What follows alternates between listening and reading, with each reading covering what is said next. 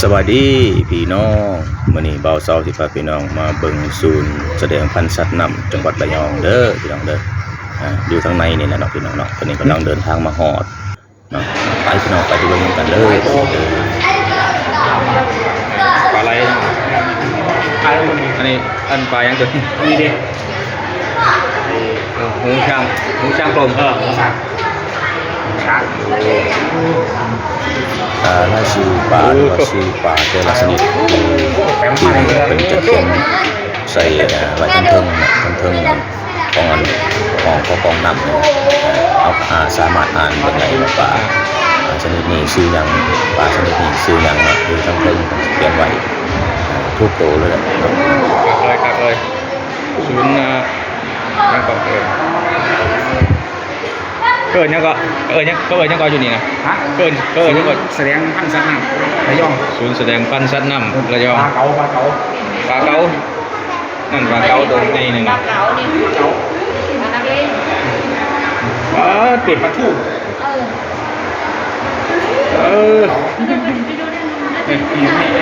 อันนี้ปลากระพงนะนี่ปลากระพงปลาทูใหญ่ก็มีผมเอาใหญ่ครับเนาะผมก็เห็นบ่อยคุณนี่ป่าบ่แม่นอยู่บนเรือนลุมน่ะนอนอยู่ในดุมน่ะนอนนั่นเห็นแต่หัว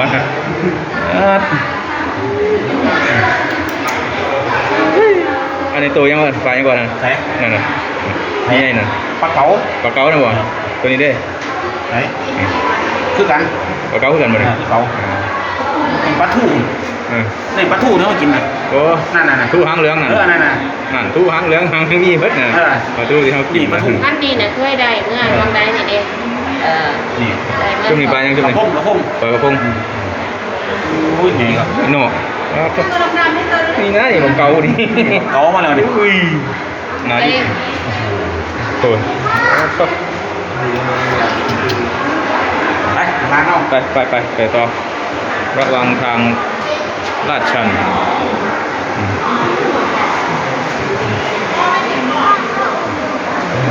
ตัวใหญ่ครับนี่ให้เห็นไก่นี่นี่ให้กัดโอ้ย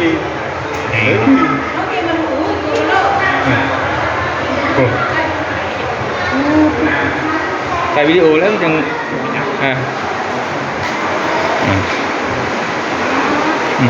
ตัวตัว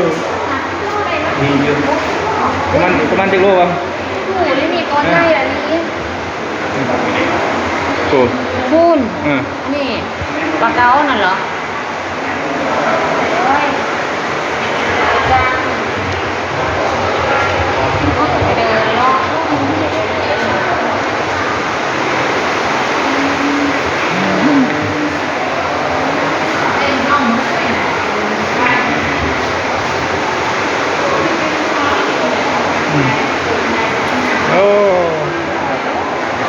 บักอะไร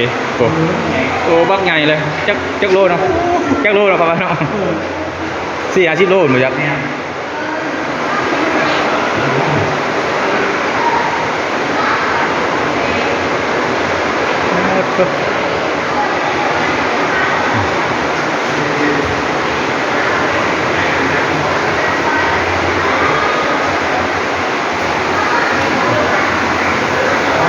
เขามีฉลามของสุพรรณมีฉลามบอก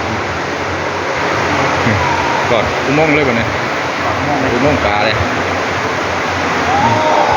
ได้เขาเราอุโมงค์ปลาถ่ายไว้ถ่ายรูปนะถ่าย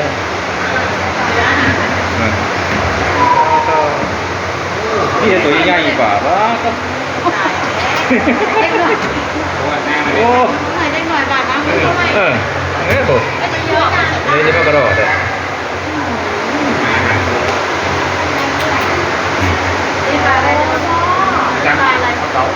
เอายัดโอ้ยตัวเก็บกุ้งวางร่วมกินเนาะเนี่ยโอ้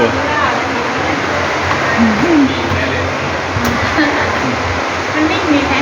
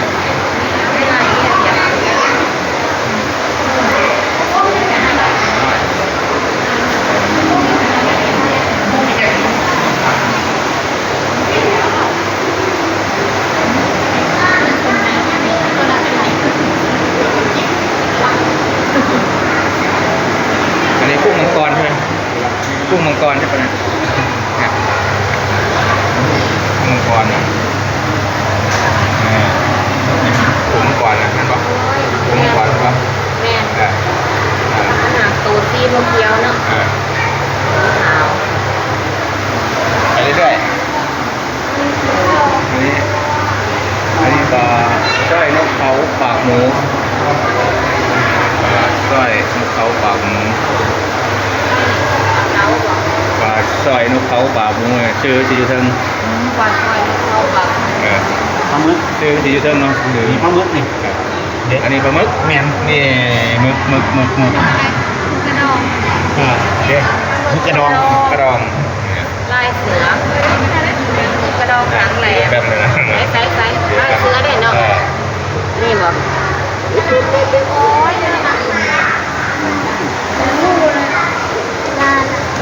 อันนี้เป็นยังไงซิวหิน นี่นี่ อะไร อะไรมอลเล่ ก็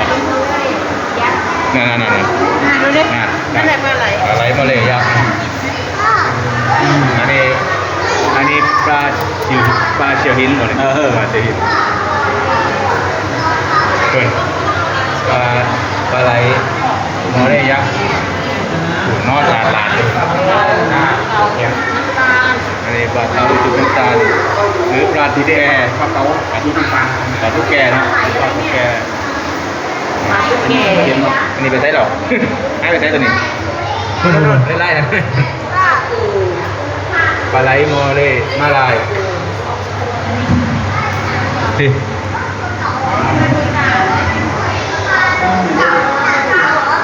ปลากระพงขาวปลากระพงเนี่ยปลากระลังแดงนี่ได้นี่เนาะปลากระลังแดงแล้วปลาพริก ของหมู อันนี้ปลายังไง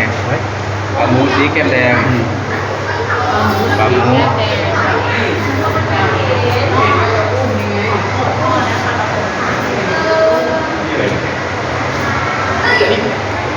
ปลากระลังดอกแดงนะนี่โบราณ ลังดอกแดง นี่ก็นี่ อยู่ในนี่น่าใจแวบๆอยู่ในนี่อันนี้อากาศกระพง อันนี้ปลายังไง ปลาอีกปุ๊บที่ปลานิ่มเนาะ ไข่ครับเนี่ย นี่ซื้อก็ถูกโตเลย นี่ เนาะ ซื้อพูดเอาเล่นๆเลยพูดเอาเล่นๆเด็ดเอาเล่นๆเลยสิ แต่ก็ได้นี่ ไม่อันนะปลายังเจระเม็ดบ่เราเล่นๆเราจะเห็นแต่ในมั่วไปมา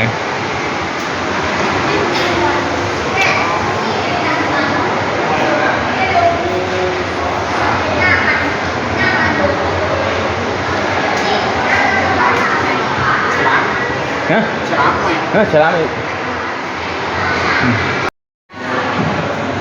นี่ฉลามบุก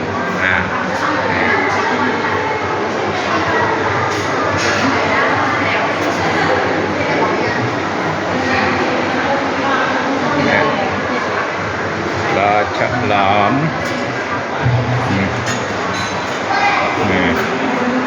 ฉลามมาแล้ว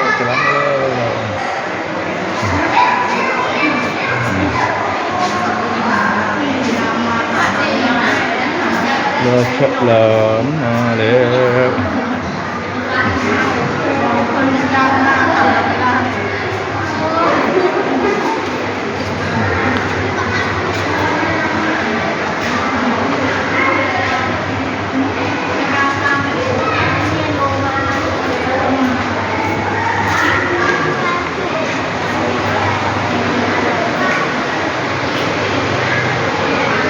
ใส่เลยไปหอดใส่เลย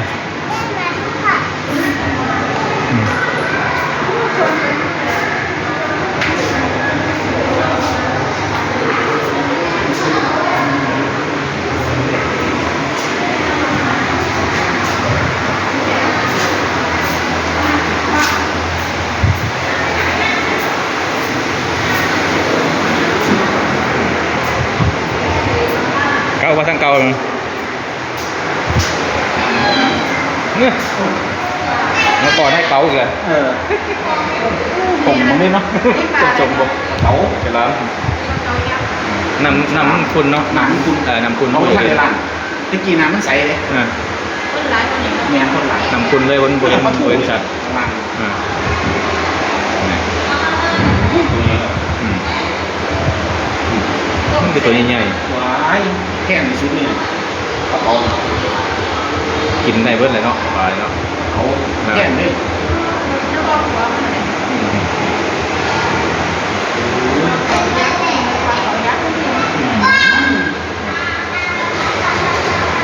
ปลาทูเนี่ยปลาทูเนี่ย จูยักษ์โอ้ยตัวนึงตัวไซโลกเนาะ ใส่เข่งเนี่ยพูด นะตื่นกันอีก ตื่นเลยกระล งอนี่ตาแดงๆนี่ ำปลาอย่าง ตัวก็ออกมาเลย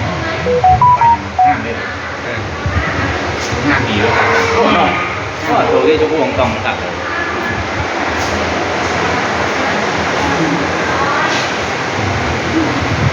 แบบจำลองแรงที่อยู่ในสัตว์ก็เลยเมื่อไหร่บอกตัวไปแล้วบอก นี่แล้วเครื่องมือทั้งหมดนี่เครื่องมือทั้งหมดเป็นคนว่าเขาหาในทะเลหาปลา โอ้ นี่แม่ ก็ นี่เรือ ก็ เรือที่เขาออกทะเลเนี่ย เออ เครื่องมือจับปลา อยู่ข้างในเพิ่น แมงทำแมง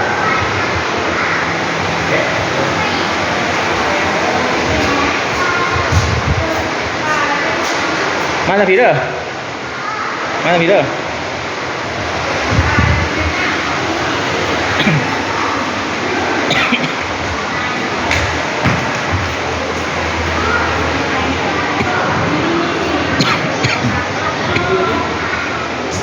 ข้างในจะเป็นเครื่องมือหาปลาอันนี้จะเป็นเรือประมงปร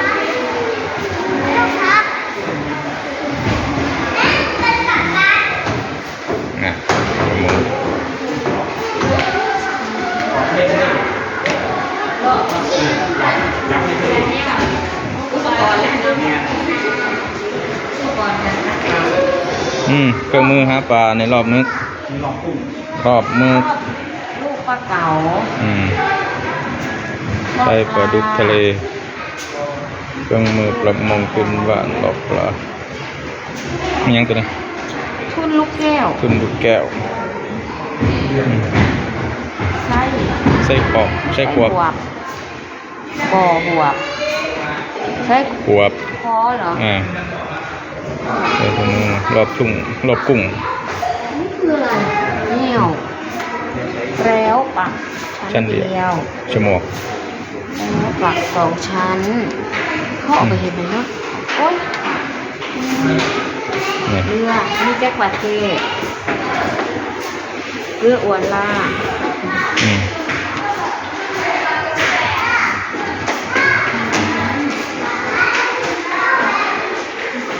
อ๋อขึ้นเหรอโอเคผักเรา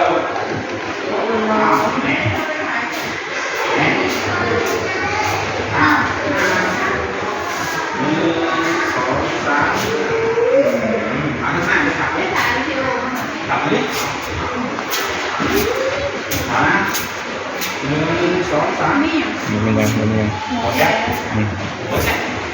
ว่าขึ้นไปท้ายหูเลยวะ ไปหน่อย ไปออกวันนี้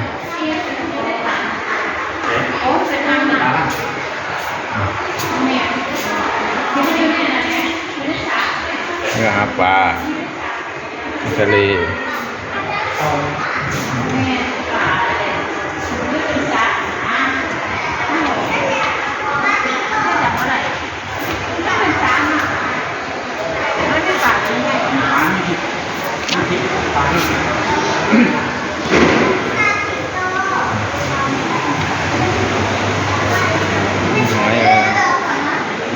หอยมือเสือเนี่ยหอยมือเสือหอยมือเสือ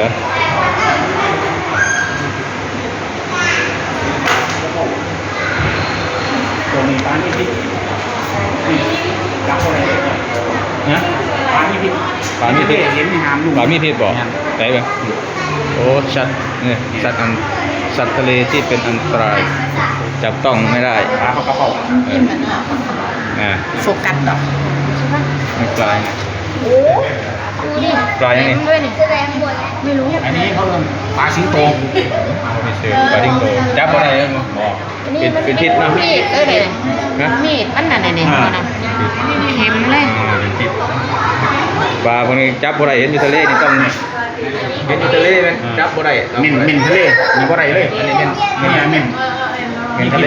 โอ้ปวดแสบร้อนเลยนี่ โอ้ยปลา เม่นทะเล เป็นทะเล เนี่ย โอ้ยใส่ตาเพิ่นน่ะอะไรเนาะ นี่ตานะ ตาเพิ่นน่ะ เม่นทะเลอันนี้เด้อมันยังปลายัง ปลากระเป้า ปลากระเป้าปลากระเป้าปลากระเป้าอันนี้ปลายังบ่มียังบ่เนี่ย อันนั้นบ่มี อันนี้บ่มีวางแล้ว อันนี้ปลายังเนี่ยปลาสลิด ทะเลมีพิษบ่ มีพิษเนาะนี่ก็ มีเรื่อง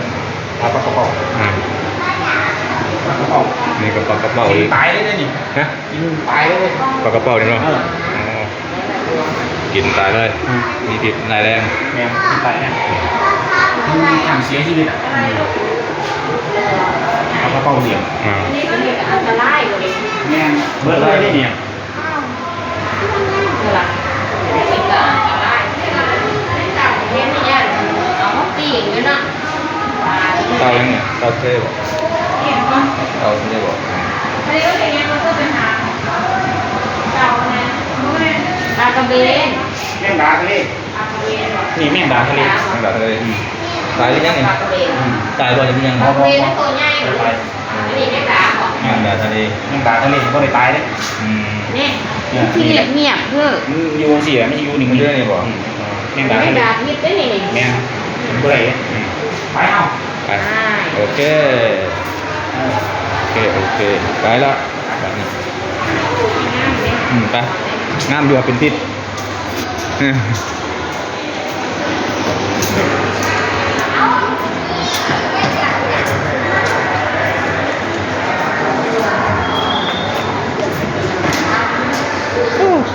ครับแต่ฉลามมันนะ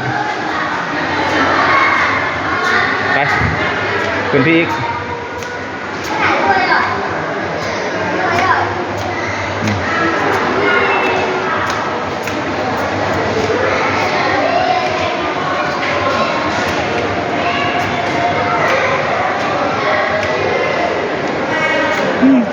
ไปเรื่อย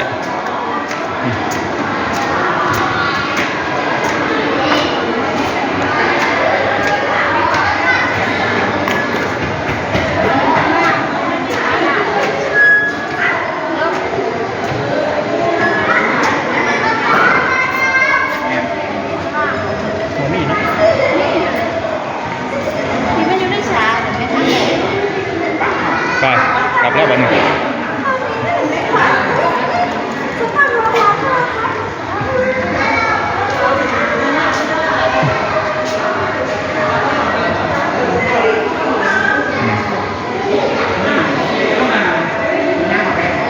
ช่องกัน มียังนะ ของน้ โอ้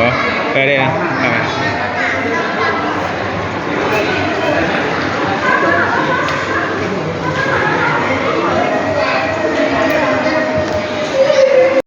เตาไงเห็นได้ละน่ะ ำโอ้โห นู่น นู่น เตาไงเลยดำคือเลยเพิ่นพี่ขึ้นนั่นขึ้นเตาไงก็จะเห็น ไง นี่ จังหวานละ เตาหม้อเฟือง โอ้ย เตาหม้อเฟือง ข้างล่าง นี่ ขึ้นมาให้ดูหน่อยสิ มันอยู่ลุ่มผมอยู่ลุ่มผม นี่ตัวนี้ขึ้นมาแล้วขึ้นมาแล้วขึ้นมาแล้วนี่ขึ้นมาแล้วนี่ มาขึ้นมา นี่ ขึ้นมานี่ เตาแล้ว มาแล้ว อุ้ยขึ้นมาแล้วตาโต บุญตาจังเลยโอ้ยมาทักทายเนาะ ไปแล้ว หลายตัวอยู่มันอยู่เพื่อนบ่เห็น เตาหม้อเฟืองเตา มัน เนี่ย ก็อยู่ ลูกมีหลายตัวมีต้องตัว ใช่แล้ว ไป ไหวไปไหว โอเค มากนี่ล่ะ